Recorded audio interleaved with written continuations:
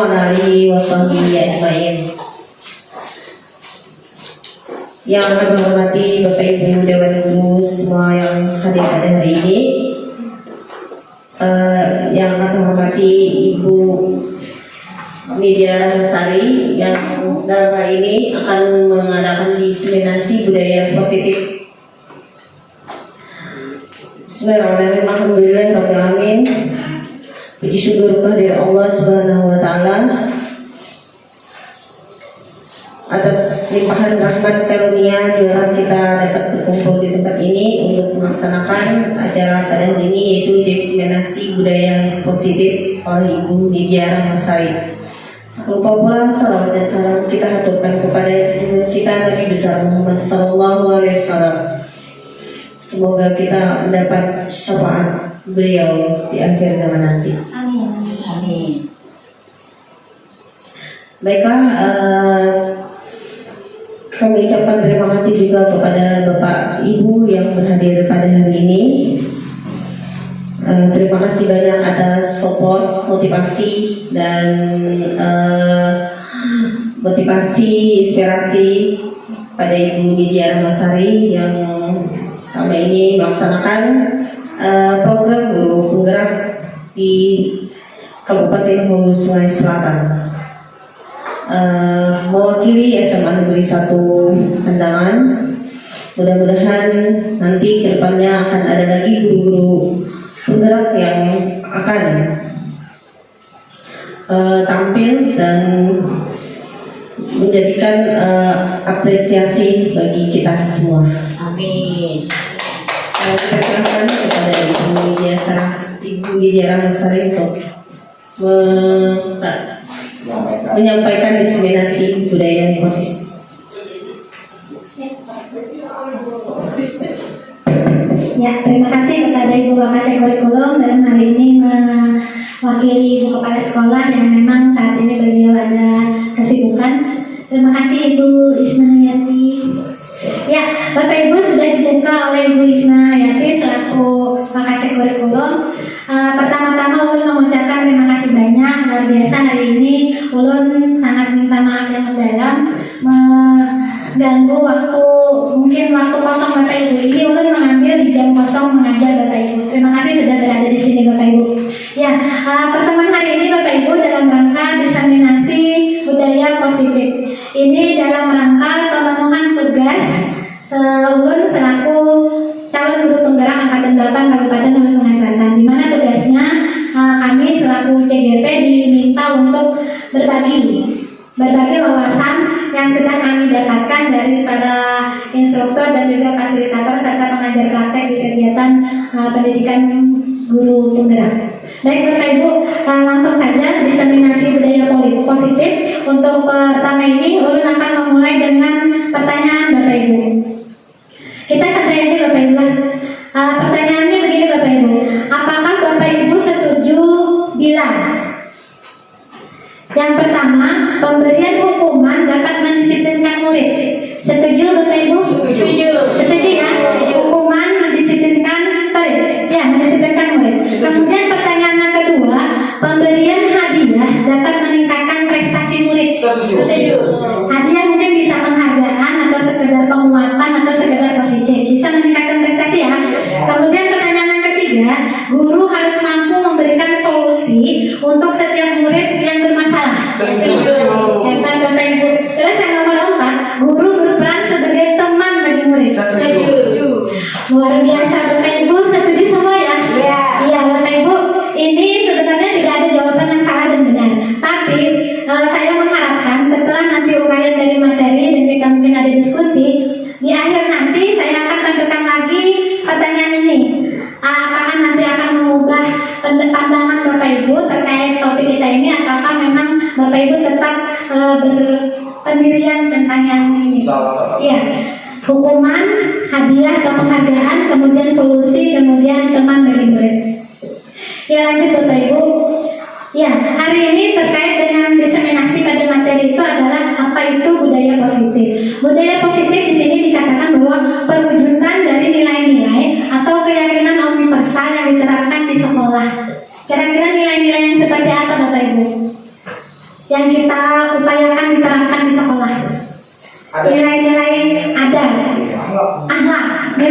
positif ya Bapak Ibu ya. Contohnya seperti apa Bapak Ibu? Ada akhlak, contohnya apa? Kejujuran. Apalagi Bapak Ibu yang kita tanamkan di sekolah Bapak Ibu, budaya positif. Sopan santun, jujur, tanggung jawab, kerjasama, banyak ya Bapak Ibu ya. Semua karakter-karakter yang kita utamakan baik untuk tertanam di dalam diri siswa. Ya Bapak Ibu, hari ini kita akan membahas tentang apa itu budaya positif yang insya Allah mudah-mudahan kita bisa menerapkannya di sekolah kita. Oke, yang ini Bapak Ibu perkecil sedikit. Nah, konsep-konsep inti untuk menciptakan budaya positif atau strategi yang bisa kita lakukan untuk menerapkan budaya positif di sekolah kita. Mohon izin mungkin Ibu Isna bisa kesini kalian atau nyaman kalian. Kalau iya ini lehernya. Iya, terima kasih Bu. Iya, terus Bapak Ibu, yang pertama ada disiplin positif, kemudian motivasi perilaku manusia, ada keyakinan kelas atau sekolah, ada kebutuhan dasar manusia, posisi kontrol seorang guru, kemudian yang terakhir ada segitiga restitusi. Dari yang 6 ini Bapak Ibu kira-kira ada istilah yang masih asing atau baru? Kira-kira yang restitusi segitiga ya? Segitiga restitusi. Nah itu mungkin materi yang terakhir dari kajian kita ini. Jadi Bapak Ibu jangan kemana-mana, tetap stay di sini supaya kita sampai ke posisi yang terakhir itu segitiga restitusi. Ya Bapak Ibu, kita masuk yang pertama. Oke, kita mulai dengan hal yang sederhana. Saya minta berpasangan Bapak Ibu. Bahwa berarti Pak Didi berpasangan dengan Pak Ipin. Iya, Pak Ate dengan Pak Aan, Karyana dengan Ibu Aina, Ibu Ila nggak Bapak ya? Nah, iya berpasangannya seperti ini Bapak Ibu. Tentukan dari pasangan Bapak Ibu yang mana yang akan berperan sebagai A, yang mana yang berperan sebagai B. Ya, antara berdua A atau B. A atau B, bisa Pak Didi A ya? Pak Ipin B. Nah, orang yang berperan sebagai A, silahkan kepalkan tangannya. Bayangkan di tangan kepala Bapak Ibu itu ada sesuatu yang sangat berharga. Di tangan Bapak Ibu yang berperan sebagai A. Ayo yang A siapa? Bapak Ibu yang A. Nah, kepalkan tangannya. Yang Bapak Ibu yang berperan sebagai B, usahakan membujukkah, mengancamkah, berupaya seapa mampunya supaya bisa membuka kepalan tangan yang ada di tangan rekan A tadi. Misalnya ya Pak Didi sedang menggenggam isinya berlian misalnya. Nah, Pak Ipin akan mencoba untuk mengambil berlian itu. Entah itu merayukah, membujukkah, menghardikan atau merampokkan sama sekali. Lawan kekerasan. Boleh dicoba Bapak Ibu, boleh dicoba. Coba. Ya, sepertinya Bapak Ibu malu ya. Ibu ini boleh kepalkan tangannya. Ibu Ate coba buka tangan Ibu ini. Apa bisa tidak? Ya, itu A, yang Bapak yang berperan sebagai A pertahankan, yang Bapak yang bertugas sebagai B mencoba membuka. Ya, kekerasan. Iya, sama-sama keras. Kira-kira hasilnya apa Bapak Ibu? Kira-kira yang si A akan menyerahkan yang di dalam yang tadi kepalan tangannya atau tidak Bapak Ibu? Ayo. Tergantung. Apabila si B itu memang dengan kekuatan yang keras, Iya. bisa menggunakan kekerasan. Iya. Tapi apabila si B ini tidak mempunyai kekuatan keras, dia akan membujuk atau dengan gaya yang lemah. Oke, luar biasa Pak Aan. Jadi kira-kira Pak Aan, si A ini akan membuka kepalan tangan berdasarkan kontrol dari diri sendiri atau kontrol orang lain? Dua-duanya. Dua-duanya? Iya, dua-duanya. Kenapa bisa dua-duanya? Ya, Pak Aan? artinya ini, kalau kontrol di sini kuat, tetapi ini kuat, akhirnya terbuka Pak. Artinya kan dua-duanya. Tapi kalau ini kuat, di sini lemah, terbukanya. Iya, luar biasa sudut pandang Pak Aan dari dua posisi ya. Tapi kalau saya bertanya secara pribadi untuk Pak Aan sebagai A, kira-kira Pak Aan melepas atau membuka? Menutup? Tergantung yang membuka. Ada yang membuka dengan baik. Sorry. Tapi kan itu barang berharga kita yang perlu kita pertahankan. Iya, terima kasih Bapak Ibu. Iya, itu sedikit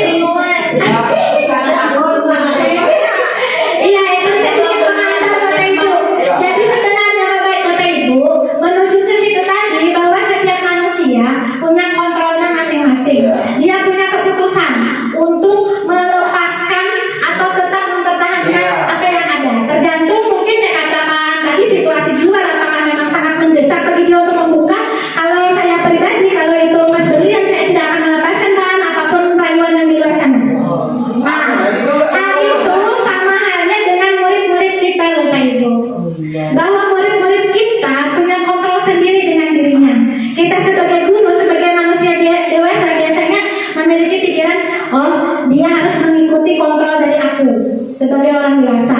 Nah, itu pandangan kita selama ini, Bapak Ibu. Salah itu lah. Kita lihat nanti apakah itu salah atau itu.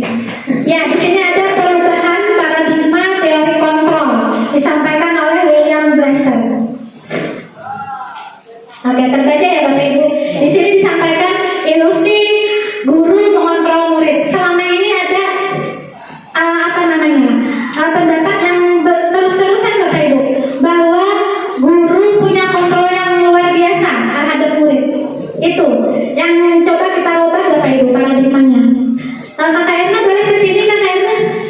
Sini. Ya, terima kasih Kakak Erna. Kemudian yang kedua, ilusi bahwa semua penguatan positif itu efektif dan bermanfaat. Contohnya tadi kayak kita memberi penghargaan atau pujian. Selama ini kan kita pasti berpikiran Bapak Ibu, pujian, penghargaan, hadiah itu pasti efektif dan bermanfaat dan pasti pengaruhnya signifikan. Nanti kita lihat Bapak Ibu ya. Terus yang ketiga, ada ilusi bahwa kritik dan membuat orang merasa bersalah dapat menguatkan karakter. Terus yang keempat, ilusi bahwa orang dewasa memiliki hak untuk memaksa seperti yang tadi sebelumnya. Kita teruskan Bapak Ibu. Nah, bagaimana seseorang bisa berubah dari paradigma stimulus respons kepada pendekatan teori kontrol? Di sini ada banyak poinnya Bapak Ibu, ulang ambil beberapa. Yang pertama, dulunya kita berpendapat bahwa realitas atau kebutuhan kita itu sama. Ternyata berdasarkan teori kontrol yang tadi sudah disampaikan oleh William Glasser bahwa realitas atau kebutuhan kita itu berbeda. Kemudian semua orang melihat hal yang sama. Setiap orang memiliki gambaran yang berbeda. Terus kita mencoba mengubah orang agar berpandangan sama dengan kita. Berdasarkan teori kontrol itu disebutkan bahwa kita berusaha memahami pandangan orang lain tentang dunia. Perilaku buruk dilihat sebagai suatu kesalahan. Nah, ternyata Bapak Ibu dari teori kontrol dikatakan semua perilaku itu, baik itu entah perilaku yang menurut kita salah, ternyata memiliki tujuan. Kemudian orang lain bisa mengontrol saya. Ternyata hanya kita yang bisa mengontrol diri kita. Jadi Pak Aan, kalau dari Pak Aan tadi membuka tangan itu dari tergantung siapa yang meminta. Mungkin kalau biniannya Bungas, akun Pak Aan membuka. Oke, saya bisa mengontrol orang lain. Ternyata teori kontrolnya, Anda tidak bisa mengontrol orang lain Bapak Ibu. Sama seperti kita guru, kita tidak bisa mengontrol murid kita. Terus pemaksaan ada pada saat rujukan gagal. Ternyata itu adalah kolaborasi dan konsensus menciptakan pilihan-pilihan baru. Kita berkolaborasi dengan murid kita. Kemudian terakhir, model berpikir ada yang menang, ada yang kalah. Sedangkan berdasarkan teori kontrol, kita harus berpikir dengan win-win solution. Jadi ketika ada dua siswa berkelahi misalnya, nah kita sebagai guru jangan ada misalnya, oh ini yang menang, ini yang kalah. Kita cari yang win-win solution, di mana kedua siswa tersebut bisa merasakan perbaikan atau kemenangan. Lanjut Bapak Ibu. Nah terkait itu Bapak Ibu, disiplin positif. Salah satu cara penerapan disiplin yang bertujuan untuk menumbuhkan kesadaran serta memberdayakan anak untuk melakukan sesuatu berdasarkan nilai-nilai kebajikan universal yang diyakini dan dipercayai. Ketika Bapak Ibu mendengar kata disiplin, kira-kira apa yang muncul Bapak Ibu? Disiplin, peraturan, taat, apa lagi Bapak Ibu? Tegas ya. Kira-kira kalau ada yang melanggar peraturan apa Bapak Ibu? Sanksi, hukuman. Nah itu yang muncul Bapak Ibu ya dari disiplin itu. Sedangkan di sini Bapak Ibu kita akan menggali disiplin positif dengan memberdayakan anak melalui sesuatu berdasarkan nilai-nilai kebajikan. Nilai-nilai kebajikan itu apa Bapak Ibu? Nah karena kita sudah berada di kurikulum merdeka, nilai-nilai kebajikan kita tentu bermuara bertujuan kepada apa itu Bapak Ibu? Profil pelajar Pancasila. 6 dimensi Bapak Ibu apa aja? Beriman dan bertakwa kepada Tuhan Yang Maha Esa, berakhlak mulia. Kemudian yang kedua, berkebinekaan global, kreatif, gotong royong, bernarasi. Satu lagi Bapak Ibu. Ya, oke, itu tujuannya Bapak Ibu. Jadi yang dimaksud nilai-nilai kebajikan itu tadi apa? Yang ini. Jadi anak berbuat disiplin itu berdasarkan nilai-nilai yang diyakininya, bukan karena adanya hukuman atau bahkan ancaman dari guru. Misalnya kamu kalau terlambat datang kena poin 15, kalau poin 100 kamu keluar dari sekolah.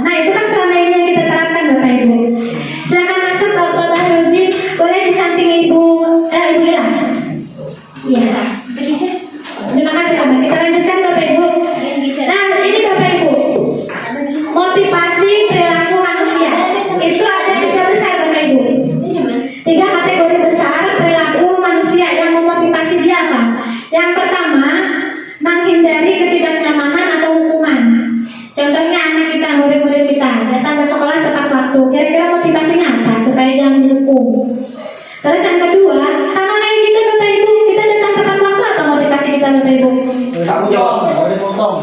Tanggung jawab supaya ya yang lebih jujur itu ketika tunjangan gini supaya tunjangan kita tidak dipotong. Nah itu mungkin Bapak. Jadi Bapak Ibu ketika motivasi kita supaya tidak dipotong itu motivasinya dari mana Bapak Ibu? Dari mana? Dari provinsi. Dari provinsi, dari luar, bukan dari kita ya Bapak Ibu ya. Nah, karena motivasi kita datang ke sini, datang ke sekolah tepat waktu supaya tidak dipotong tunjangan kinerja kita. Sama ketika anak datang ke sekolah tidak terlambat karena tidak ingin dihukum. Jadi motivasinya itu motivasi eksternal dari luar. Sama, terus yang nomor 2 supaya mendapatkan imbalan atau penghargaan. Jadi misalnya ada peraturan sekolah kita ketika anak itu sangat rajin kita beri penghargaan. Nah ini sama Bapak Ibu motivasinya tidak dari dalam diri juga, tapi dari luar motivasi eksternal. Nah yang paling bagus itu Bapak Ibu bagaimana kita sebagai guru menumbuhkan motivasi itu tumbuhnya dari dalam diri anak, yaitu disebut motivasi internal. Di sini motivasi bisa dikatakan menjadi orang yang mereka inginkan dan menghargai diri sendiri dengan nilai-nilai yang mereka percayai. Demikian ya Bapak Ibu ya. Nah yang kita tuju ini Bapak Ibu, bagaimana kita bisa menumbuhkan motivasi ini? Iya Bapak Ibu luar biasa. Bagaimana anak supaya sadar, oh aku datang ke sekolah tepat waktu itu karena aku ingin jadi orang yang bertanggung jawab, karena aku ingin disiplin, karena aku ingin jadi orang yang sukses, bukan karena dia takut oleh hukuman, takut oleh ancaman, takut oleh karena tata tertib sekolah. Ya kita lanjut Bapak Ibu. Nah ini Bapak Ibu ada istilah hukuman, konsekuensi, ketemu lagi yang ini Bapak Ibu, restitusi. Seperti yang di awal tadi ada segitiga restitusi. Kalau mungkin yang sudah familiar hukuman ya, konsekuensi sama restitusi. Kira-kira dari 3 ini yang sering kita terapkan selama ini yang mana kira-kira Bapak Ibu? Hukuman, konsekuensi. Bagaimana dengan restitusi Bapak Ibu? Ada yang sudah ada memiliki pengetahuan lebih dulu tentang konsep restitusi? Oke, akan kita bahas lebih detail tentang iya, luar biasa Tabaruddin pertanyaannya sangat memancing. Oh, ada juga di istilah fisika ya Krisna, restitusi ada? Apaan biasanya itu restitusi? Iya, restitusi, memancing. Iya, kita lihat lebih detail tentang konsep restitusi Bapak Ibu. Nah, di sini Bapak Ibu ada istilah identitas gagal, ada identitas sukses. Kalau kita tetap menerapkan hukuman, itu dikatakannya bahwa kita menuju pada identitas gagal. Tapi kalau kita menerapkan konsekuensi sama restitusi, itu kita dikatakan identitas sukses. Nanti kita akan bahas sama-sama yang ini Bapak Ibu, karena ini banyak uraiannya. Contohnya di sini, hukuman itu adalah sesuatu yang menyakitkan yang harus terjadi, menyakitkan. Terus kalau konsekuensi, karena memang itu sesuatu yang harus terjadi. Terus kalau restitusi merupakan sebuah pilihan. Kalau hukuman tidak nyaman untuk murid untuk jangka waktu yang panjang. Kalau kita menghukum anak misalnya dia datang terlambat, kita hukum membersihkan WC. Kira-kira Bapak Ibu ini sampai ke tua nanti masih ingat tidak? Masih Bapak Ibu. Yang diingatnya siapa? Kitanya. Tuh ibu dia dulu menghukum aku membersihkan WC maka WC-nya benar. Nah itu Bapak Ibu. Jadi hukuman itu efeknya dalam jangka yang panjang. Terus bagaimana kalau konsekuensi? Tidak nyaman untuk jangka yang pendek. Misal anak datang terlambat, anak sudah mengetahui konsekuensi kalau datang terlambat, misalnya disuruh membersihkan ruangan, tapi jangan WC juga ya. Kalau ruangannya masih aja kemanusiaannya, mungkin menurut ulun anak tidak akan terlalu berbekas. Kalau misalnya dia terlambat, kita mintakan membersihkan ruang lab komputer, nah mungkin tidak terlalu membekas. Terus yang ketiga, kalau restitusi menguatkan Bapak Ibu, menguatkan anak dalam jangka waktu yang panjang. Misal ada anak datang terlambat, ternyata seperti ini Bapak Ibu konsep restitusi itu. Ada anak datang terlambat. Selama ini ketika ada anak datang terlambat, kita tindakannya seperti apa? Panggil, catat, beri sanksi atau konsekuensi. Ternyata dalam konsep restitusi bukan seperti itu Bapak Ibu, pilihan tindakan yang bijak. Anak datang terlambat, misalnya terlambatnya 15 menit. Tentu sudah 15 menit dia habis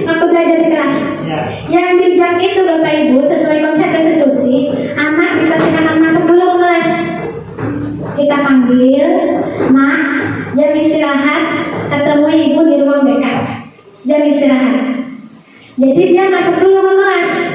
Tapi kalau yang kita terapkan selama ini Bapak Ibu, kita langsung hukum berapa menit lagi dia hilang Bapak Ibu kesempatan belajar di kelas. Nah itu salah satu konsep dari ciri khas restitusi. Jadi mudah-mudahan mulai besok tekad-tekad harian kalau ada yang datang terlambat anaknya, tapi nanti aneh ya. Ini tim kata kita sih siap sudah menangis nih.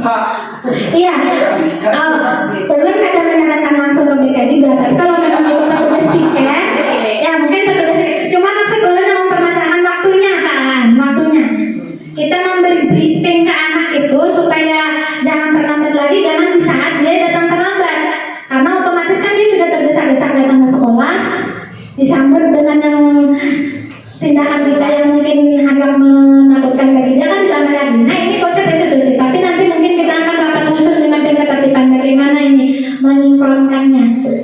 Apakah kayak titipannya bisa berlaku di sekolah kita? Terus Bapak Ibu ya, ini banyak konsepnya Bapak Ibu. Nah kita lihat kesimpulannya Bapak Ibu. Hukuman bersifat tidak terencana atau tiba-tiba. Ada melihat anak pakai sepatu putih, kita tegur, nak kenapa pakai sepatu putih? Lepas, sekali di lapangan 3 kali.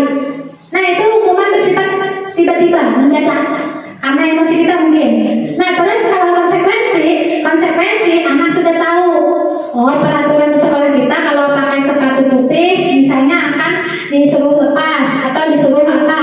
Ada peraturan data tertib sekolah kita. Nah itu konsekuensi. Kemudian kalau restitusi, maaf ini terlibat restitusi, proses menciptakan kondisi bagi murid untuk memperbaiki kesalahan mereka sehingga mereka bisa kembali kepada kelompok mereka dengan karakter yang lebih kuat. Contoh sederhananya begini Bapak Ibu, restitusi ketika ada anak datang terlambat tadi. Nah sini, terlambat kan? Iya Bu. Silakan kembali ke kelas dulu, masuk kelas dulu, jam istirahat, temui ibu. Misalnya jurang piket, jangan kita melimpahkan langsung ke BK. Nah, pas istirahat, datangnya ke kita. Kita melakukan diskusi dulu Bapak Ibu. Nah, masalah pian apa? Nah, kenapa jadi terlambat?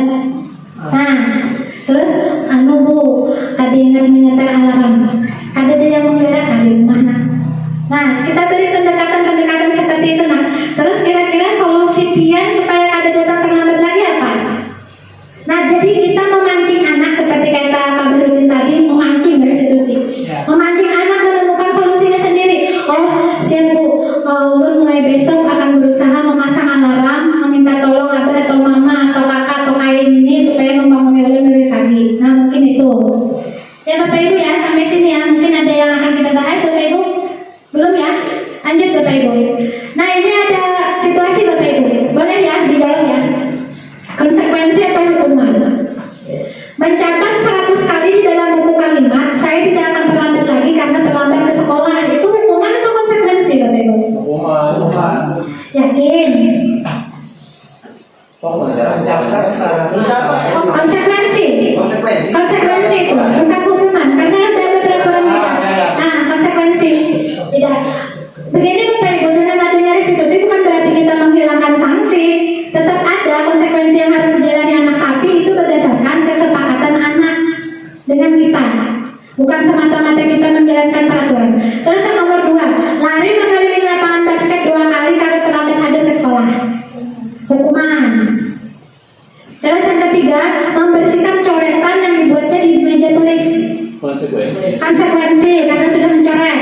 Terus yang nomor 4, murid diminta untuk push up 15 kali karena tidak menggunakan masker ke sekolah, hukuman. Menggantikan kertas tugas teman yang telah dicoret-coret, konsekuensi. Berjemur di lapangan basket pukul 12 siang karena mengobrol dengan teman, hukuman. Murid diminta bertelanjang kaki sepanjang hari karena tidak menggunakan sepatu warna hitam sesuai peraturan sekolah, hukuman. Iya, kayak di lapangan. Telanjang kaki. Terus berdiri di depan kelas sambil mengangkat kaki satu karena tidak bisa menjawab pertanyaan, hukuman Bapak Ibu. Tidak bisa menjawab malah kita hukum. Terus kehilangan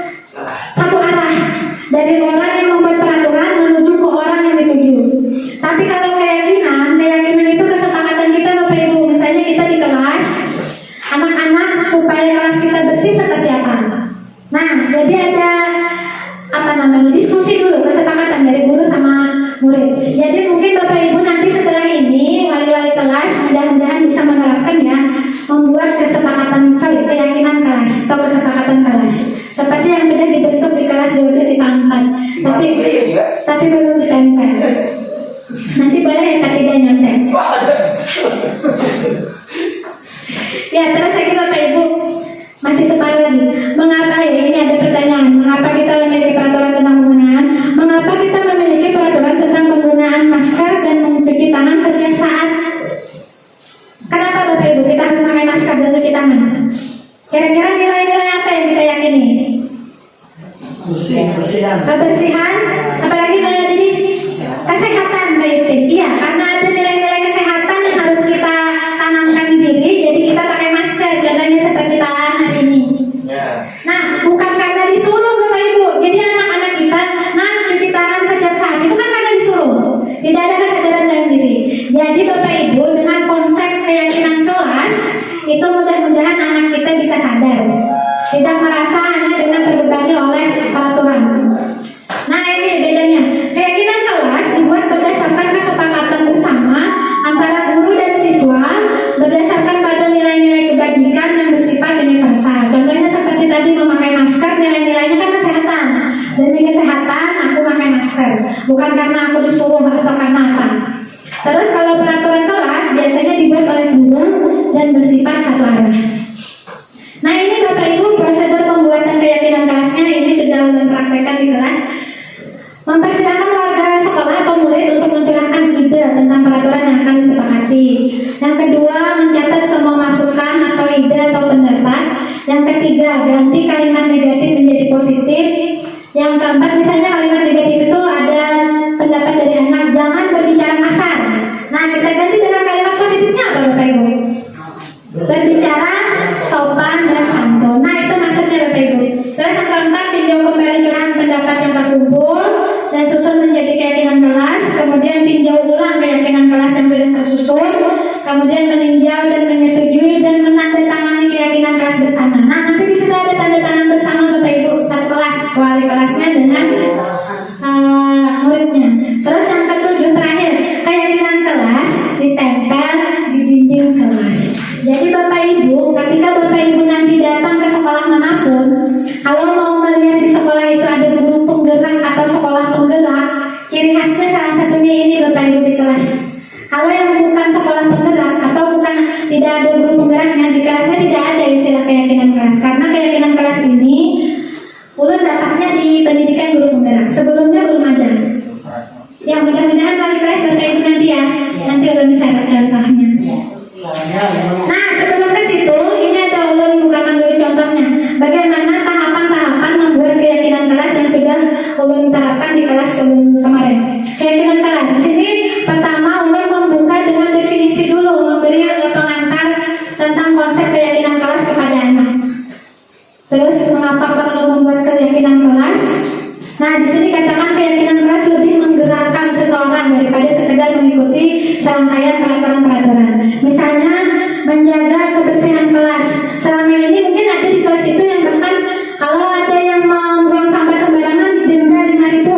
Nah itu kan anak termotivasinya karena ada denda, bukan karena ada keyakinan atau kesadaran dirinya untuk menjaga kebersihan kelas. Nah itu yang kita tanamkan Bapak Ibu, kesadaran seperti yang tadi disampaikan Pak Ipin. Jadi konsep pertemuan kita tentang budaya positif ini utamanya adalah menanamkan motivasi internal pada diri murid dan guru. Terus Bapak Ibu keyakinan kelas ini. Nah Bapak Ibu untuk merangsang curah pendapat supaya anak berani berbagi ide atau pendapatnya, ulun berikan pertanyaan-pertanyaan pemancing Bapak Ibu. Contohnya di sini, apa tujuan kamu datang ke sekolah? Ada yang menjawab Bapak Ibu untuk dapat uang saku. Nah kan macam-macam Bapak Ibu motivasi anak datang ke sekolah. Ada yang mencari teman, ada yang memang lurus-lurus saja menuntut ilmu dan belajar, dan itu yang diharapkan. Bagaimana caranya supaya kita bisa belajar dengan baik di kelas? Nah itu pancingannya Bapak Ibu. Oh kelas kita harus nyaman. Karena kelas ulun di atas, jadi dominasi mayoritas jawaban anak nih panas Bapak Ibu. Kelasnya yang dingin, jangan panas, itu mayoritas jawaban anak. Terus kelas yang baik itu seperti apa? Nah misalnya sesama muridnya saling menyapa, saling bertegur sapa, saling ramah. Kamu ingin menjadi teman seperti apa bagi teman-temanmu di kelas? Hal apa saja yang membuat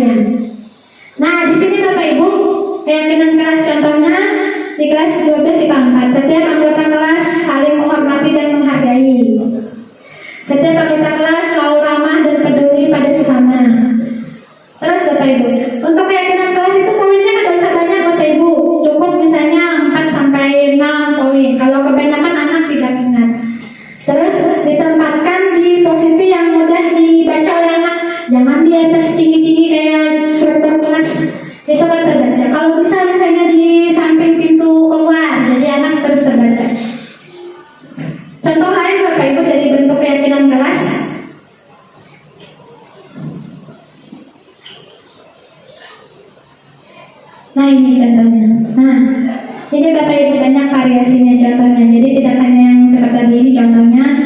Keyakinan kelas 5, selalu bersikap positif, senantiasa menjadi diri terbaik, percaya dan menghormati orang lain serta barang miliknya, berkomitmen terhadap setiap tugas, senantiasa membantu. Kalau kita ini tempel keyakinan kelas ini di depan kelas yang mudah terbaca, ulun yakin dan percaya bahwa anak akan tersentuh.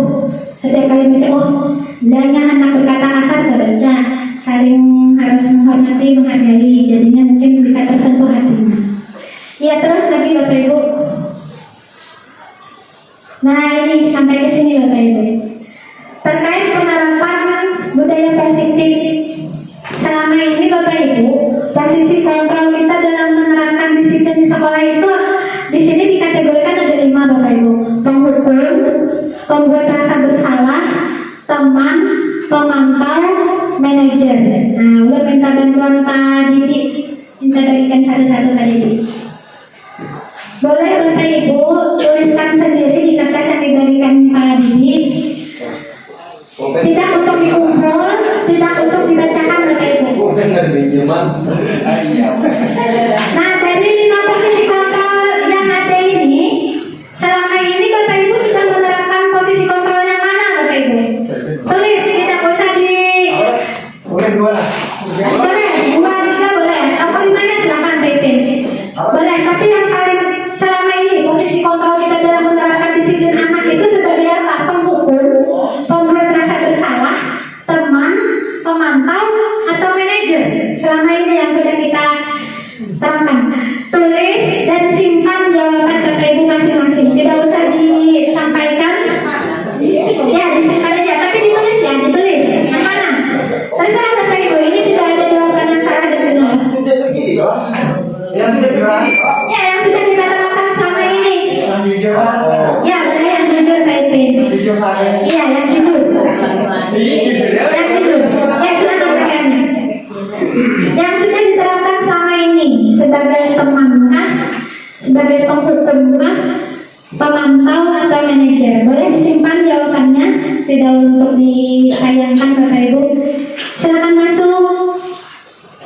Ibu Risna luar biasa. Ibu Risna boleh ke samping Ibu Herba. Ya, silakan Bu Risna. Ya, Bu Risna, boleh Bu Risna berpartisipasi pada kegiatan yang ini. Dari 5 posisi kontrol dalam penerapan disiplin positif di sekolah kita selama ini yang sudah Bapak Ibu jalani sebagai apa? Itu ditulis di kertas. Disimpan ya Bapak Ibu ya. Nah, simpan aja dalam hati, dalam jalan. Sebagai penghukum, pembuat rasa bersalah, teman, pemantau atau manajer. Ya Bapak Ibu mungkin sudah ada terbersit ya pemahaman secara umum. Oh, kalau penghukum ini seperti ini maksudnya. Oh, kalau sebagai teman seperti ini, sebagai pemantau atau manajer seperti ini. Sudah ya? Sudah. Berikutnya ulun akan mengajak Bapak Ibu untuk menyimak tayangan video terkait 5 posisi kontrol guru. Tadi apa aja Bapak Ibu? Yang pertama, penghukum, membuat rasa bersalah, teman, pemantau, manajer. Nah, kita lihat video berikut Bapak Ibu. Izin duduk. Oh, nostalgia. Iya, kita mulai dengan yang pertama ya Bapak Ibu ya. Cek speaker dulu. Tulisnya kayak gitu aja. Posisi penghukum. Nah, ini ada situasinya Bapak Ibu. Kita nikmati dulu ya. Ada.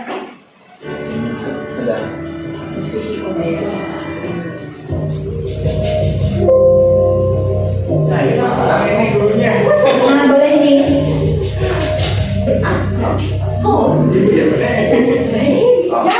Gue yang mana? Jadilah sama. Ini ada kawan nih, ada kawan.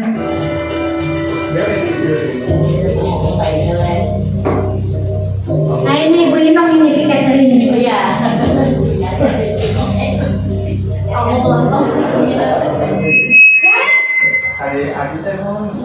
Sini kamu. Selamat pagi Bu. Selalu terlambat. Kamu deh, pasti terlambat. Maaf Bu, saya Apa? Apa coba? Alasan kamu apa lagi? Kapan sih kamu tidak terlambat? Belum sampai menjadi. Malas sekali kamu jadi anak. saya Dasar pemalas. Gak kapok-kapok sih kamu. Sudah berapa kali terlambat? Sana, kamu keliling lapangan basket 2 kali. kenapa saya harus ke lapangan basket Bu? Kenapa? Kamu melawan ibu. Berani-beraninya jawab. Sudah terlambat, masih berani jawab enggak?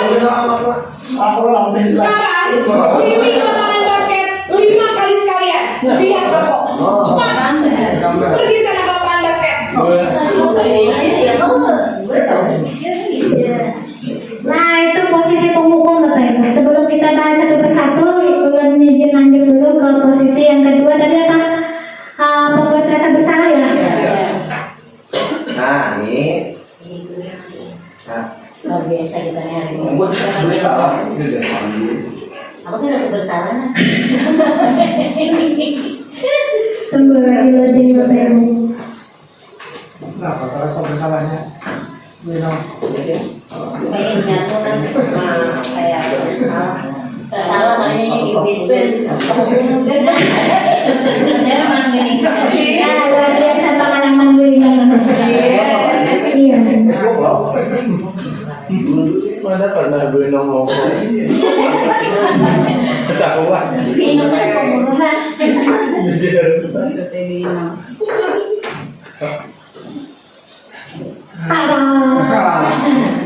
Ini apa?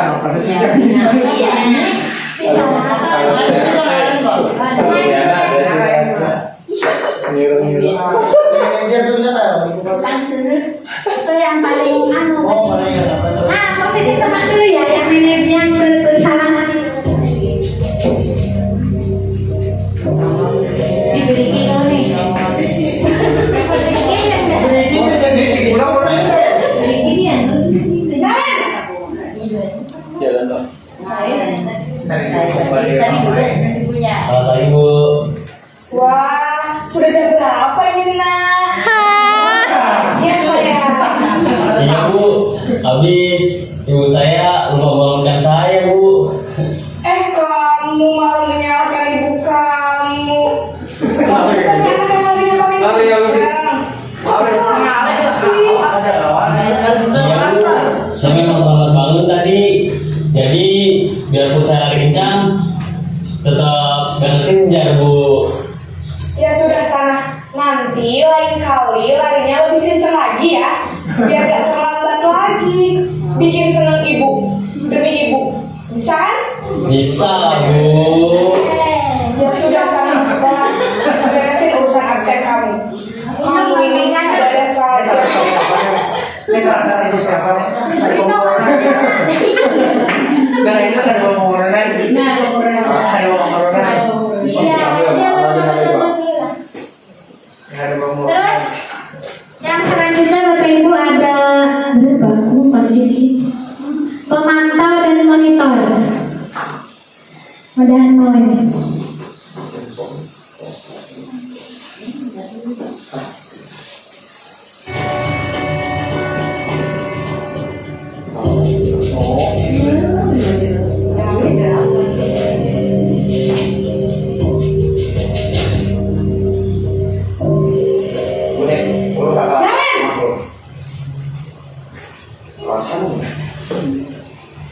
Selamat pagi Bu. Nah Ren, apa peraturan sekolah kita tentang jam berapa kita harus masuk sekolah Ren? Kita harus di sekolah jam 7 Bu. Iya betul, sekarang sudah jam 7.20. Nah Ren sudah tahu konsekuensinya jika terlambat hadir. Paham Bu, saya harus tinggal kelas pas jam istirahat selama 20 menit. Iya benar, konsekuensinya demikian. Jadi nanti jam 9.30 pas istirahat, kamu harus tinggal di kelas. Kerjakan Boleh tugas geser kamu. samping Tinggalin kamu ya. Baik Bu. Nah, itu tadi Bapak Ibu posisi pemantau. Kita coba lagi yang pembuat rasa bersalah. Nah, ini nomor Bapak Ibu. Posisi pembuat rasa bersalah. Kakak Erna kayak ini.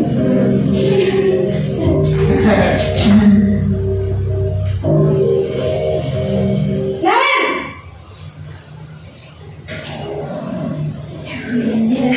Selamat pagi Bu. Naren, kamu kenapa terlambat lagi, nak? Ya Tuhan, Naren, kamu senang ya bikin ibu susah ya? Kalau kamu terlambat lagi, nanti ibu yang ditegur bapak kepala sekolah, nak. Disangka ibu tidak bisa membina kamu. Duh, gimana ini? Maaf Bu. Duh, Gusti Naren, kamu suka ya kalau ibu ditegur bapak kepala sekolah? Terus, sekarang ibu harus tulis apa yang di buku absen? Ini kamu sudah sering terlambat loh. Ibu harus apa coba? Maaf Bu. Maaf sekali. Ya sudah, lain kali jangan bikin ibu susah lagi ya nak ya. Ibu tidak akan kuat lagi kalau kamu begini terus. Bisa jantungan kalau ibu ditegur bapak kepala sekolah. Boleh dikata dari ini. Maaf sekali. Iya. Berarti Ibu ini posisi pembuat rasa bersalah. Nah, sudah dapat Bapak Ibu ada penghukum, pembuat rasa bersalah, teman dan pemantau dan monitor. Terakhir Bapak Ibu, manajer. Mungkin ini yang penasaran, manajer itu ya Pak?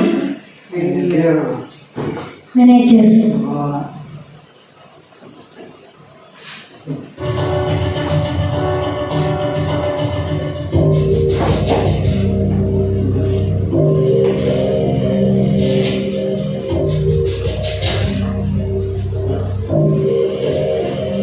Naren,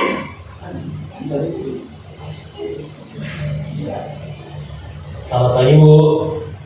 selamat pagi Naren. Maaf Bu, saya terlambat. Iya, sekolah masuknya jam 7, sekarang sudah jam 7.20. Jadi sekarang bagaimana ini Naren?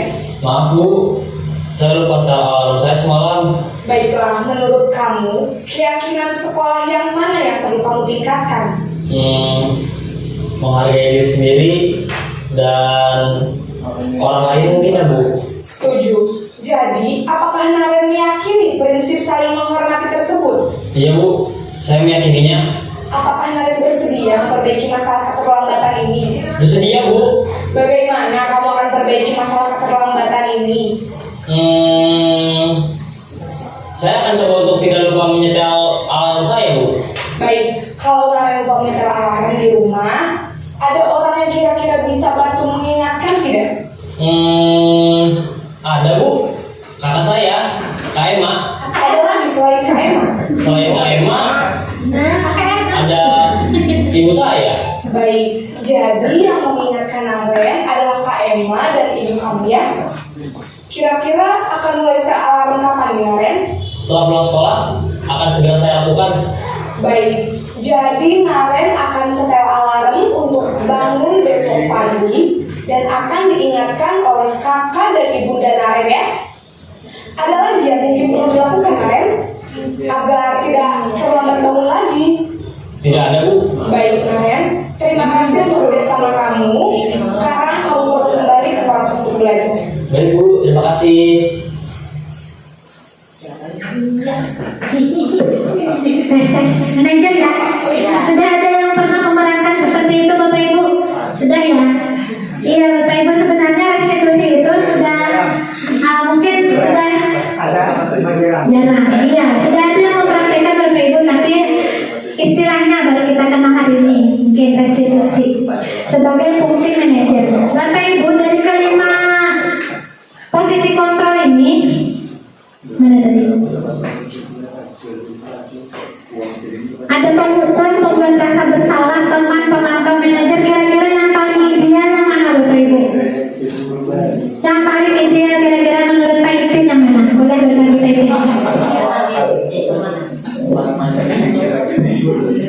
Terima kasih atas kesempatan yang diberikan.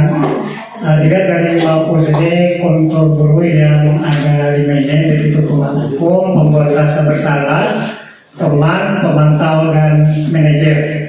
Menurut pendapat saya pribadi yang paling ideal itu adalah yang manajer. Luar biasa.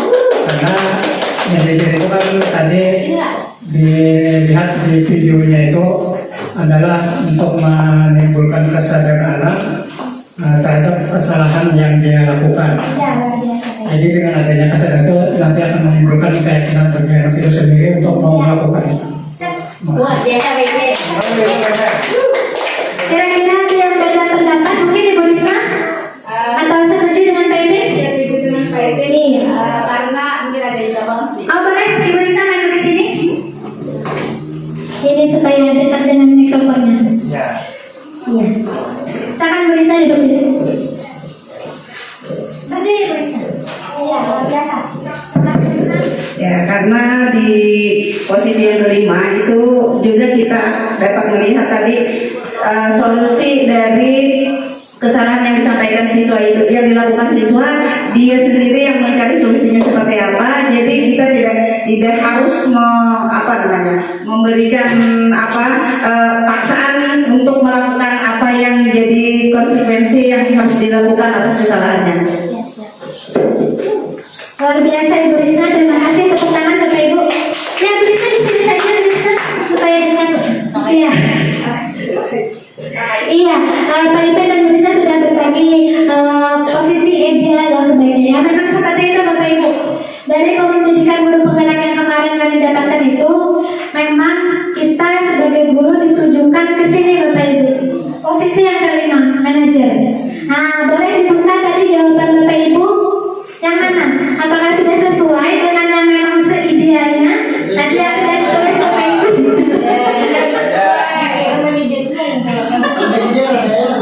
Ya, luar biasa tadi di. Sebenarnya Ibu Risa teman ya? Iya, mungkin banyak kita mengambil peran posisinya di teman karena menganggap supaya tidak terlalu menyakitkan atau tidak membuat anak tidak nyaman, jadi kita mengambil posisi teman. Iya Bapak Ibu, tapi sebenarnya teman itu ada dampak negatifnya Bapak Ibu, karena ketika kita terbiasa berperan sebagai teman, ketika anak kita ketemu dengan kita, dia kayak bergantung ke kita aja Bapak Ibu. Ketemu dengan guru yang karakternya beda, dia jadinya tidak mandiri lagi. Iya, kita lihat Bapak Ibu rangkumannya. Kesimpulan Bapak Ibu, ada pengumuman tadi, guru biasanya menghardik, menunjuk-nunjuk, berkacak pinggang, membentak, dan disitu muncul hubungan fisik ataupun verbal. Kemudian dampak kedua apa? Anak jadinya pendendam, dia akan sangat ingat dengan guru yang tersebut. Kemudian tidak menyukai gurunya atau bahkan mata pelajarannya. Terus membuat rasa bersalah, seorang guru lebih lembut seperti Ibu Ino. Ibu Eni ya, ayo jangan gini, nanti ibu jantungan. Lembut, tapi menusuk Bapak Ibu. Seperti siapa? Suaranya lembut tapi menusuk, yaitu berbekas di hati anak-anak kita Bapak Ibu. Guru dibuat merasa menderita dan kecewa oleh kesalahan murid. Dampak bagi murid apa? Murid merasa bersalah, tidak nyaman dan rendah diri. Kemudian dia menarik dirinya apa? Karena ada diberi rasa bersalah, anak merasa tidak nyaman dengan guru tersebut. Mau aku salah benar kayak itu. Jadi ini tidak bagus juga Bapak Ibu. Nah teman Bapak Ibu, guru lama, Ibu Ino, Bu Yana, Mbak Ina, karena pendidik, Bapak Ibu semua, Ibu Warga, Bella, ramah kita, dan cenderung bersedia gurau untuk menghangatkan suasana. Suasananya yang segenting itu karena kita berperan sebagai teman jadinya hangat. Mana dalam berterus soplong lah. Nah seperti itu, jadi kayak hangat. Jadi anak yang harusnya dia menyadari kesalahan jadinya longgar. Nah ini kan bagus Bapak Ibu. Terus dampak bagi murid bergantung pada satu orang itu. Terus tapi kalau satu sekolah teman semua tidak bagus juga. Ada penyimpang lah Bapak Ibu, membuat murid tidak mandiri. Terus pemantau, guru akan bersuara datar, tidak emosional, tidak bersedia gurau ataupun nada tinggi. Mengawasi murid melaksanakan sanksi yang diberikan. Langsung saja bawa buku poin. Nah terlambat, selalu terlambat 15 hari ini 15 sudah pakai mana? Nah seperti itu. Poin aja, dia menjalankan aja pemantau.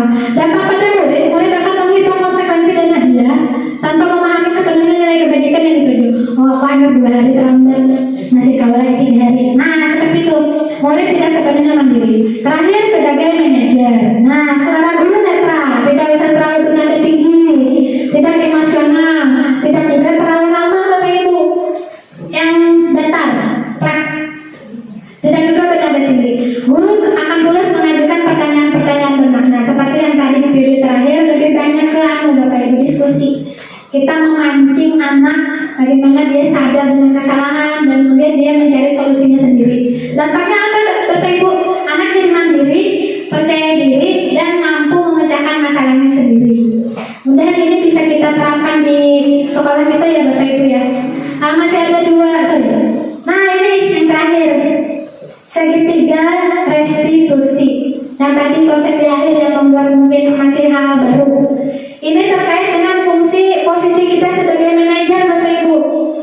Segitiga restitusi yang pertama itu disebutnya ada langkah atau tahapan menstabilkan identitas. Yang kedua, validasi tindakan yang salah. Bukan berarti kita membenarkan tindakan yang salah, bukan Bapak Ibu. Dan yang ketiga, menanyakan keyakinan kelas. Kita lihat di sini, mari kita simak lagi tayangan videonya.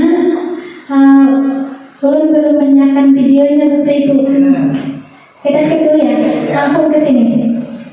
Ini contoh segitiga restitusi. Kalau menstabilkan identitas, setiap orang pasti pernah melakukan kesalahan. Kamu bukan satu-satunya yang pernah melakukan ini. Terus validasi tindakan yang salah, kamu tentu punya alasan mengapa melakukan itu. Adakah cara yang lebih efektif untuk mendapatkan apa yang kamu perlukan?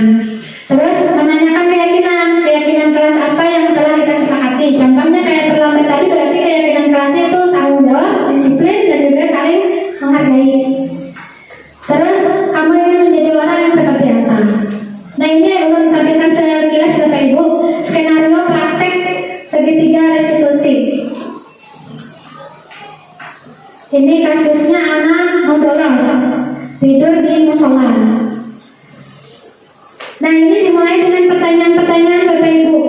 Apa yang kamu lakukan saat jam belajar itu berlangsung tadi?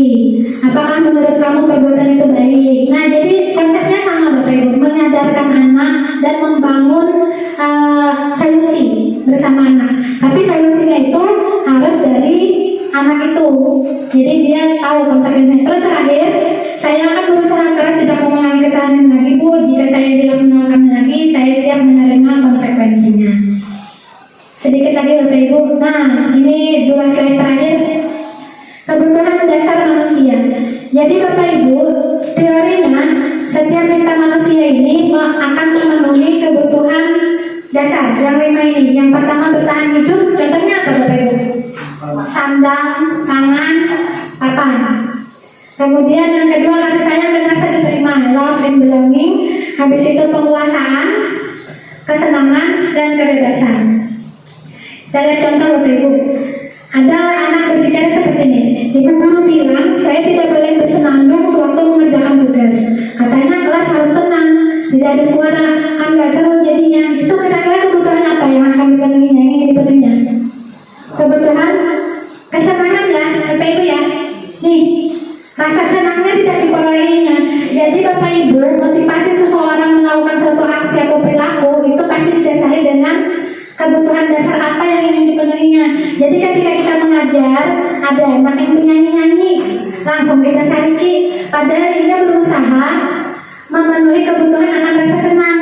Nah, jadi kita sebagai guru belum mampu memenuhi kebutuhannya itu. Nah, bagaimana supaya kelas kita terasa senang? Nah, boleh kita beri ice breaking supaya anak yang tadi akan bernyanyi-nyanyi terpenuhi, tersalurkan. Misalnya, jadi kalau misalnya ada anak membolos ke kantin, kira-kira kebutuhan apa Bapak Ibu? Lapar. Nah, jadi kita harus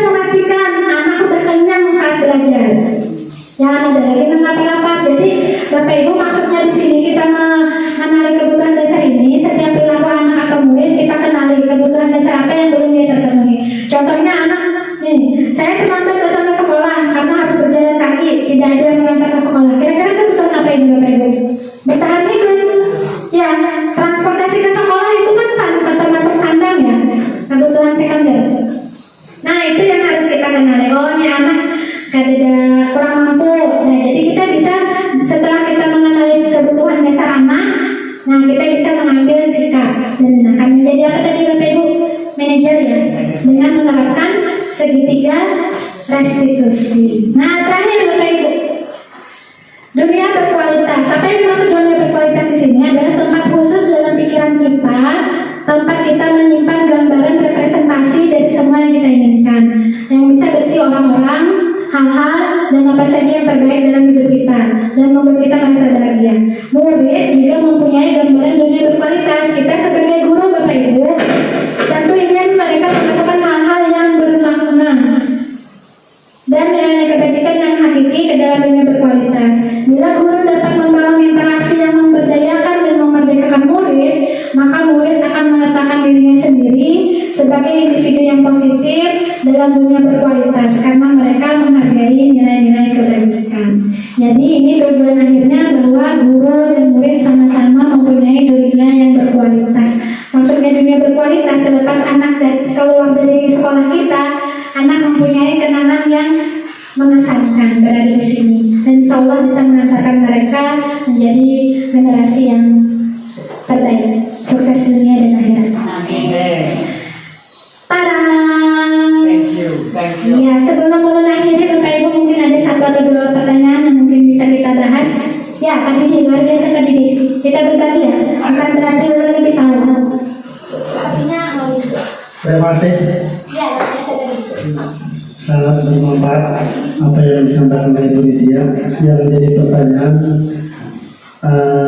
sistem ini kan atau kurikulum merdeka atau sistem belajar seperti ini itu kan baru aja diciptakan untuk kedepannya lebih baik. Nah, jadi ini hanya teori. Jadi kita belum tahu lagi apakah berhasil atau tidak. Karena kan zaman dulu kita sistem belajarnya beda-beda, ada yang hukum segala macam itu. Tapi alhamdulillah berhasil. Nah, apakah dunia pendidikan apa ingin merubah sistem itu untuk yang istilahnya belum tahu nih apakah ini bisa berhasil atau tidak untuk apa? Ada mas? Iya luar biasa Pak Didi. Tepuk tangan Bapak Ibu. Tanggapan Pak Didi luar biasa. Bahkan sampai ada yang mengatakan Pak Didi bahwa generasi tahun 80, 90 itu adalah generasi terbaik sepanjang masa Bapak Ibu. Jadi bukan sepanjang masa, maksudnya dibanding tahun 70, 60 sama yang tahun 2000 kita generasi terbaik katakannya. Berarti Pak Intin ada masuk kok. Nah, maksudnya Bapak Ibu, generasi kita ini mengalami itu, yang kita dihukum, yang kita merasa dikecewakan oleh guru, tapi kita pada akhirnya berhasil. Sedangkan itu dibandingkan dengan generasi yang saat ini, mungkin menurut ulun pribadi, ini konsep-konsep seperti ini menyambut seperti apa yang terjadi di luar sana. Maksudnya begini Pak Didi, ketika ada anak yang dimarahi gurunya, dia lapor ke orang tuanya lapor ke polisi. Nah mungkin di situ ada semacam perubahan paradigma yang harus diubah oleh pemerintah kita, bahwa guru jangan lagi melakukan yang mungkin seperti hukuman fisik ataupun perban. Nah mungkin segitiga restitusi ini menjadi solusi yang memang pada akhirnya akan mungkin menciptakan anak yang mungkin ya ulun sama tadi dia membayangkan juga. Ulun akan bertanya, kalau restitusinya gagal seperti apa? Tindakan akhir itu seperti apa? Terus apa jawabannya tadi? Ada yang salah dengan restitusi yang kita jalankan. Nah di situ.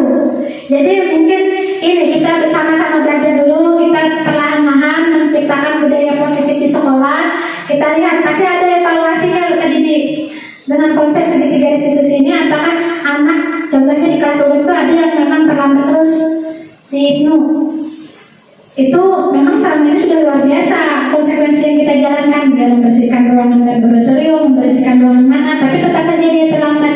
Nah, dan itu mungkin ulun belum tahu apakah itu sudah diterapkan konsep restitusinya atau bagaimana.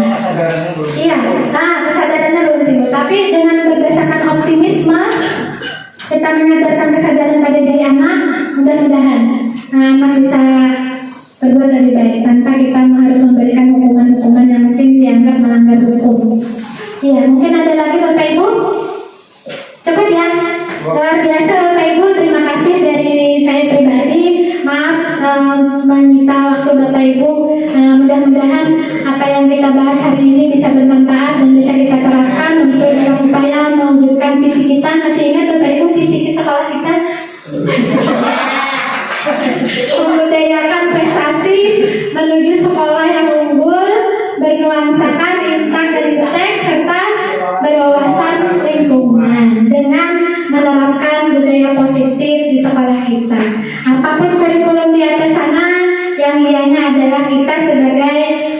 kompak di dalam dunia pendidikan. Kalau kita menerapkan budaya positif, insya Allah kita akan mencetak anak-anak kita yang juga memiliki karakter yang baik. Terima kasih Bapak Ibu.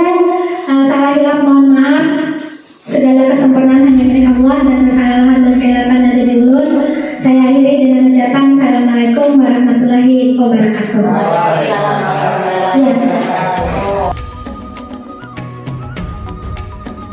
Terima kasih kepada Ibu Nidia yang telah berbagi wawasan baru tentang penerapan budaya positif. Sangat menarik informasi yang disajikan oleh Ibu Nidia. Kami mendapatkan pencerahan yang luar biasa tentang konsep disiplin positif, motivasi perilaku manusia, kebutuhan dasar manusia, konsep hukuman, konsekuensi, dan penghargaan. Bahwa pernyataan hukuman bisa membuat murid merasa tidak nyaman untuk jangka waktu yang panjang. Bahkan penghargaan pun ternyata memiliki dampak yang tidak baik untuk diterapkan dalam budaya positif. Murid cenderung melakukan sesuatu hanya berharap pada penghargaan yang diberikan. Selain itu, saya sangat tertarik dengan konsep restitusi yang disampaikan pada diseminasi tadi. Bahwa dengan restitusi, kita mengajarkan pada anak untuk belajar dari kesalahan, menyadari dan mengakui kesalahan, membiasakan anak untuk mampu menemukan solusi dari permasalahan, dan menguatkan murid akan keyakinan atas nilai-nilai kebijakan yang diyakini bersama. Dan terkait 5 posisi kontrol dalam penerapan budaya positif, tentu hal yang sangat mencerahkan. Kami akan berusaha untuk menerapkan posisi kontrol ideal, yaitu sebagai manajer yang berdampak sangat baik untuk mencetak murid yang mandiri, percaya diri, dan mampu mencari solusi terbaik dari masalah yang dihadapi. Terima kasih Ibu Nidia. Semangat terus mengikuti program pendidikan guru penggerak. Sukses selalu.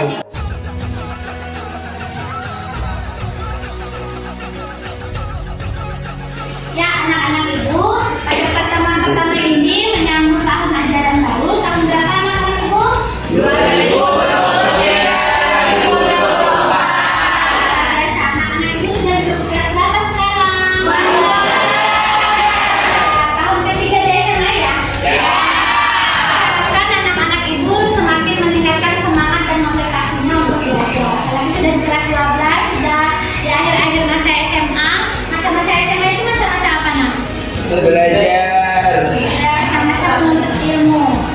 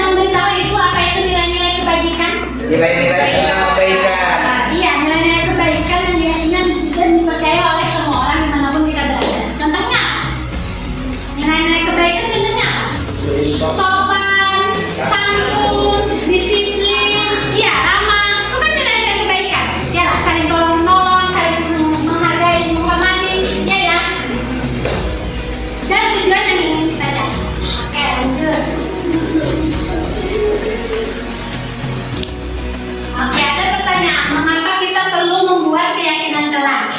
Boleh dah baca. Mengapa perlu membuat keyakinan kelas? Keyakinan kelas lebih menggerakkan seseorang daripada sekedar mengikuti serangkaian peraturan. Iya. Jadi keyakinan kelas itu, nah bandingannya adalah dengan tata tertib atau peraturan kelas. Iya. Ya, coba bisa ada yang menyebutkan salah satu contoh dari tata tertib atau peraturan kelas apa? Ketika guru mengajar tidak boleh ribut. Nah, tidak boleh makan, tidak boleh ribut. Itu kan biasanya umum ya, tata tertib ya. Nah sekarang ibu ingin mengenalkan kepada anak-anak ibu itu bukan sekedar peraturan atau tata tertib, tapi lebih kepada keyakinan kelas. Kenapa jadi harus keyakinan kelas?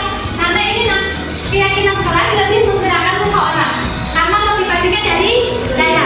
Karena kita yakin, yakin kalau ibu mengajar kita tidak boleh makan-makan, kita tidak boleh ribut-ribut. Daripada sekedar kita menuruti peraturan, tapi itu ada keyakinan yang tumbuh dari dalam diri kita. Oke ya? Oke, jadi hari ini ibu ingin mengajak anak-anak ibu, kita akan membentuk keyakinan kelas apa yang harus kita tumbuhkan di kelas kita. Siap ya? Ya. Oke. Nah ini adalah penjelasannya. Ibu minta kasih aja. Keyakinan kelas adalah nilai-nilai keyakinan akan lebih memotivasi seseorang dari dalam yang tentu akan membuat orang tersebut lebih semangat untuk menjalankan keyakinan. Oke, sepertinya Nasrul terus kita bagian atas. Boleh Umaira? Yang bagian atas kan? Keyakinan kelas adalah nilai-nilai kepedulian atau prinsip-prinsip universal yang disepakati bersama secara universal. Lepas dari masalah hukum, adat, negara, bangsa maupun agama. Oke, kalau di sini mungkin kita agamanya sama semua ya.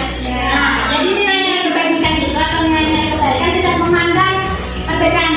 Entah itu kita beda agama, entah itu kita beda suku, tapi ketika nilai-nilai kebaikan kita sepakati bersama itu berlaku untuk semuanya. Oke ya? Oke. Next, kita mulai. Ada lagi nih. Keyakinan kelas menjadi dasar dari peraturan kelas yang dibuat dengan kesepakatan bersama, baik itu antara wali kelas ataupun guru mata pelajaran dengan siswa di kelas. Keyakinan kelas dibuat berdasarkan kesepakatan kelas yang diyakini bersama dapat menanamkan nilai-nilai positif pada murid. Maka pelanggaran atas kesepakatan kelas akan tetap menjadi konsekuensi yang tidak disepakati bersama. Terakhir, inilah keyakinan kelas dapat menjadi batasan dan acuan selama proses pembelajaran atau selama berada di kelas agar dapat menumbuhkan nilai positif pada siswa yang kemudian akan berkembang menjadi budaya positif dari lingkungan. Contoh sederhana, peraturan sekolah kita atau peraturan kelas kita wajib datang ke sekolah tepat waktu. Selama ini anak-anak ibu meyakini itu sebagai sebuah keyakinan atau hanya karena takut dengan peraturan? Ya, biasanya anak-anak ibu kita masuk jam berapa? Kalau yang mau datang ke sekolah 7.45 terlambat atau tidak? Nah, sekiranya itu terlambat dihukum. Dihukum ya? Nah, Ustaz datang ke sekolah tepat waktu itu karena takut peraturan atau memang karena Ustaz yakin harus datang tepat waktu? Ayo, takut dihukum atau karena memang Ustaz ingin datang tepat waktu? Ingin datang waktu, karena itu Ustaz kalau itu takut tidak kalau dihukum kalau datang terlambat? Tidak. Tidak ya, karena itu tidak penakut. Nah, jadi dengan adanya keyakinan pada diri, seharusnya ketika peraturan itu ada, kita tidak hanya semata-mata takut dengan peraturan, tapi karena kita yakin. Contohnya memakai helm saat berkendara, takut ditilang atau biar karena yakin, ini untuk keselamatan saya. Ya. Harus ditumbuhkan adanya keyakinan akan nilai-nilai yang harus kita terapkan dalam kehidupan sehari-hari. Oke ya? Oke, untuk selanjutnya ibu akan mengajak anak-anak ibu untuk mengevaluasi lagi. Motivasi atau tujuan anak-anak ibu datang ke sekolah itu apa? Apakah karena hanya disuruh orang tua sekolah atau karena hanya ingin menyelesaikan masa pendidikan wajib belajar? Atau memang ada nilai-nilai yang harus diyakini anak-anak ibu? Ayo contohnya apa? Tujuan datang ke sekolah? Ayo ada tujuan lain selain belajar? Apa lagi?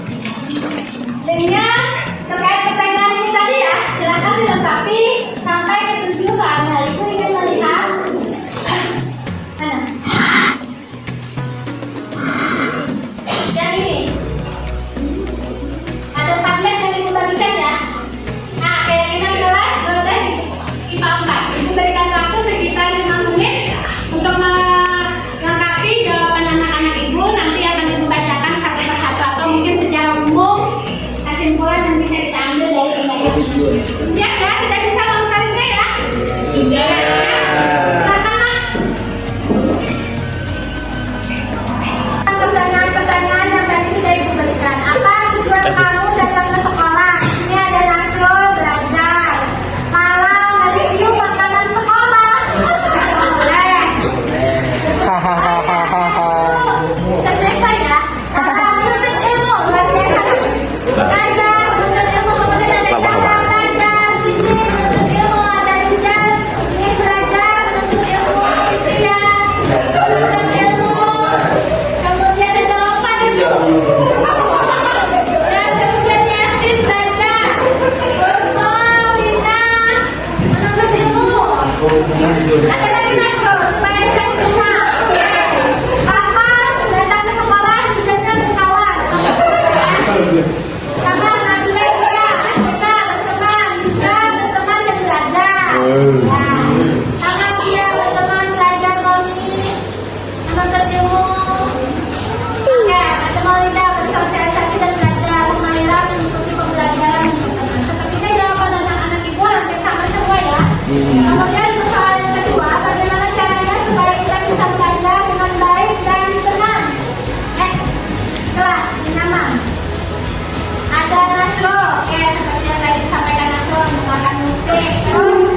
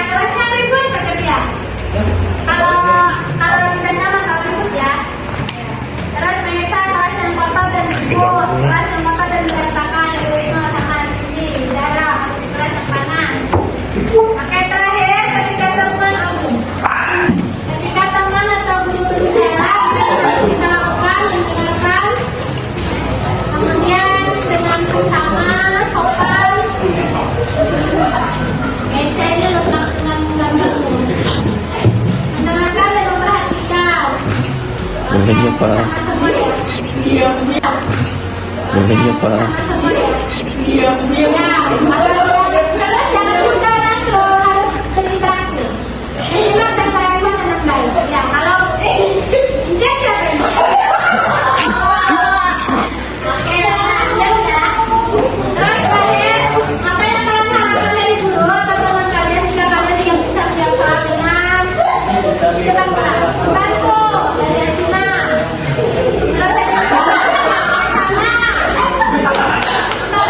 Oke, dalam mendapat bantuan penjelasan dari materi yang tidak dipahami membantunya. Oke, hebat ya. Sudah anak-anak itu pendapat kalian sudah disimpan ya ini ya. Kemudian kita kembali ke ini. Oke, anak-anak itu tadi sudah mengajukan pendapatnya bagaimana kelas kita yang bagus, terus bagaimana kita bersikap. Jadi bisa kita simpulkan sama-sama ya. Artinya anak-anak itu semangat nih. Di kelas harus sopan dan ramah. Ya lah.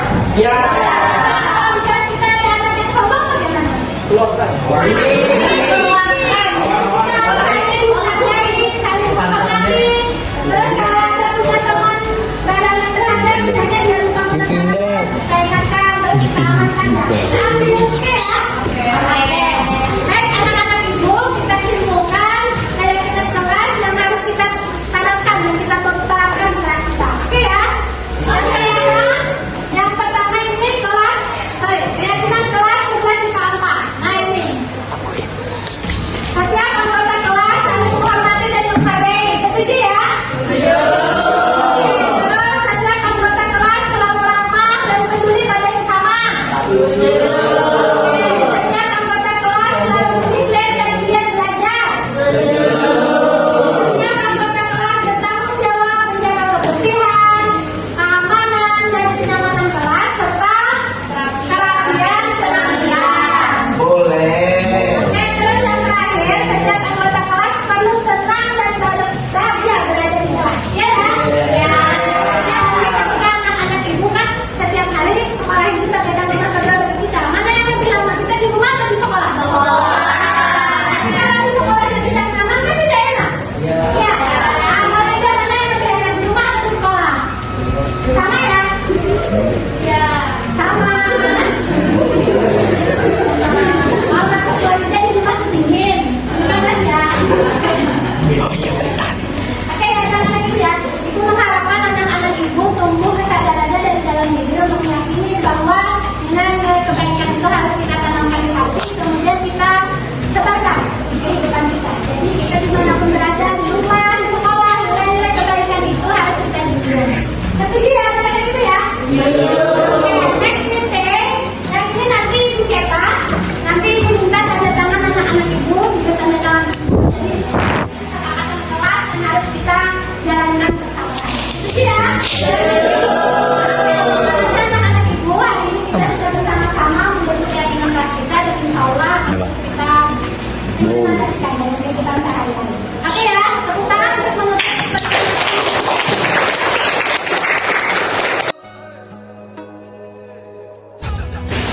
Ya baik anak-anak ibu, kemarin kan kita sudah berdiskusi bersama menyusun kesepakatan kelas berdasarkan keyakinan akan nilai-nilai positif. Hari ini perwakilan teman-teman kalian sudah membuat dalam bentuk poster keyakinan kelas 12 tahun. Yang insya Allah hari ini akan kita tanda tangan bersama-sama.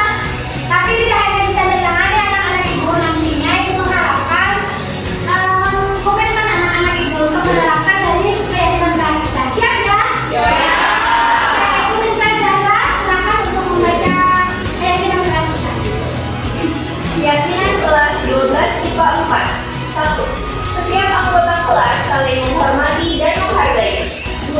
Setiap anggota kelas selalu ramah dan peduli pada sesama. 3. Setiap anggota kelas selalu disiplin dan giat belajar. Yang keempat, setiap anggota kelas bertanggung jawab menjaga kebersihan, keamanan, dan kenyamanan kelas serta kerapian penampilan. Dan yang terakhir, kelima, setiap anggota kelas perlu senang dan bahagia berada di dalam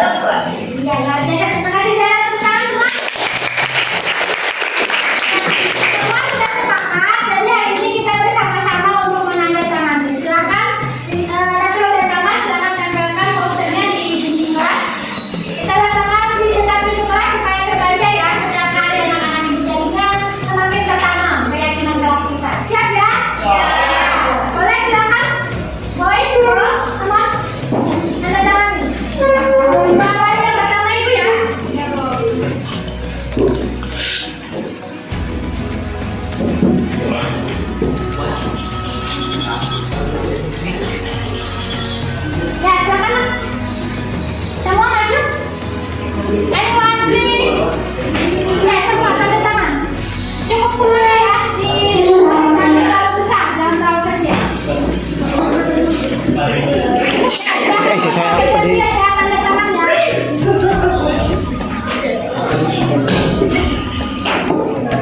Dan semua bergantian.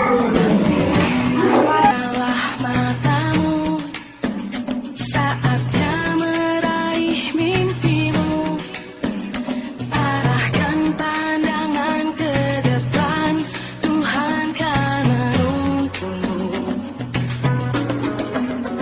Sadarilah masa berganti, tantangan kan kita hadapi, bergandeng tangan untuk negeri, era kita menanti berseri. Kita belajar Pancasila, kita bernafas dalam sila-silanya. Kita belajar Pancasila, ayo kita jaga untuk Indonesia. Bersatu dalam perbedaan, berpegang tangan dan berlari. Singkirkan egomu, oh kawan, demi negeri ini. Jadilah generasi emas, cerdas berkarakter itu kita. Berjuang dan harus berani, kita terus torehkan prestasi.